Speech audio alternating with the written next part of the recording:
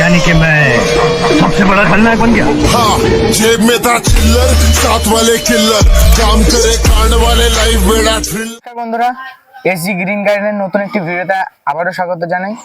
আজকের ভিডিওটা রামরঙ্গন ভ্যারাইটির টেস্ট রিভিউ নিয়ে করব। এর আগের দিন আমি এর পরিচর্যা দেখিয়েছি, আর আজকে আমি এর টেস্ট ভিডিও দেখাবো। আর সাথে আমি এর আগের দিন যেই বন্ধুকে দেখিয়েছিলাম যে ওর খুব একটা ভালো সুন্দর ধারণা নিয়েছে। প্রথম কোশ্চেন হলো, লেবু গাছটা কত বছর পুরনো, কত বছর বয়স টোটাল? আমার কাছে আমি কিনে আনার পর থেকে এই গাছটার বয়স 1.5 বছর। জাস্ট একটা ফলন পেয়েছিলাম, সেটা আর আমি এতখানি কালার করতে পারিনি, তার আগে খেয়ে নিয়েছিলাম। এইবারও দেখ, এইবারও পেতাম না, সত্যি কথা বলতে এইবারও একটা ফলনও আমি পেতাম না যদি না আমার গাছে এতগুলো ফলন হতো। মানে এতগুলো লেবু না থাকলে আমি এতদিনে থাকতো না। এখান থেকে কতগুলো হারভেস্ট করা হয়ে গেছে, এই যে 11টা লেবুর মধ্যে এখন আছে 7টা। হয়েছিল গাছ ভর্তি, ফুল এসেছিল, ফল দাঁড়িয়েছিল, কিন্তু ওয়েদার খুব খারাপ ছিল এইবার, যার জন্য আমি রাখতে পারিনি। তো 11টা লেবুর মধ্যে বাকিগুলো খাওয়া হয়ে গেছে। আমি আরো মনে হয় 1.5-2 মাস আগে খেয়ে টেস্ট করেছি, সেখানে একটু টক বেরিয়েছে।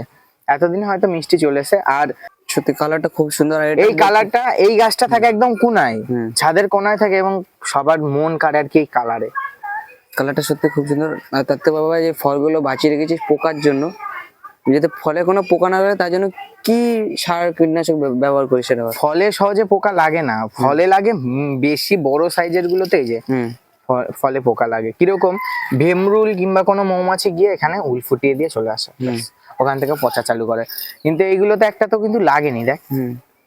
আর এই গাছটাতে এত বড় করার জন্য, যে গাছটা টিকিয়ে রাখার জন্য যে সার ব্যবহার করছে সেটা? আমি এর গুড়াই মিক্সচার খাবার দিতাম।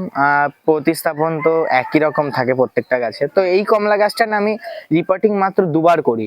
কিরকম, যখন কিনে এনে লাগাই তখন একটা লাগাই ছোট টবে, হয়তো ওটা 12-13 ইঞ্চি টব ছিল।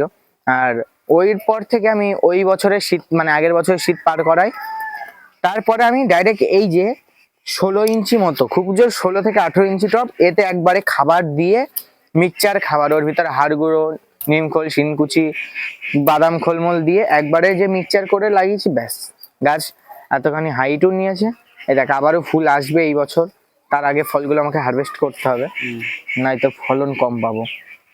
এই গাছের এখন যত যা আছে সব এইগুলোতে আছে, এই ফলে।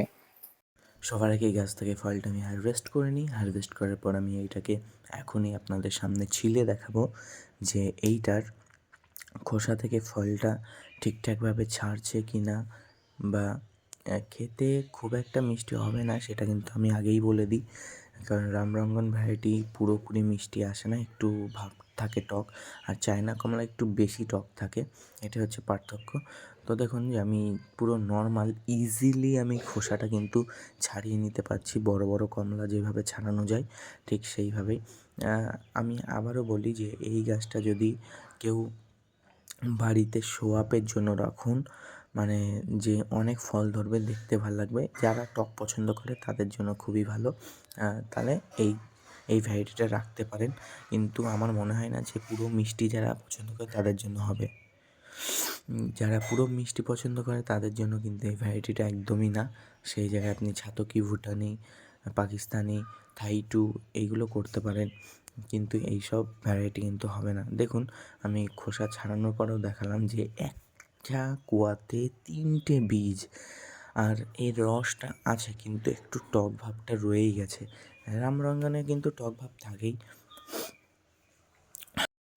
হ্যাঁ, নে খেয়ে দেখ তো, সত্যি কথা বলবি, টক থাকলে তাই বলবি। হালকা পরিমাণে টক ভাব আছে এর মধ্যে, এখনো একদম সুন্দর। এইগুলো মিষ্টি হয় না, খুব মিষ্টি হয় না। আচরণ যে খুব সুন্দর হয়েছে, ফলন খুব ভালো।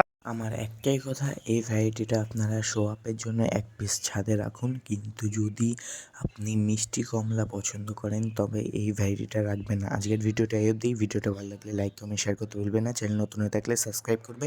Bye bye.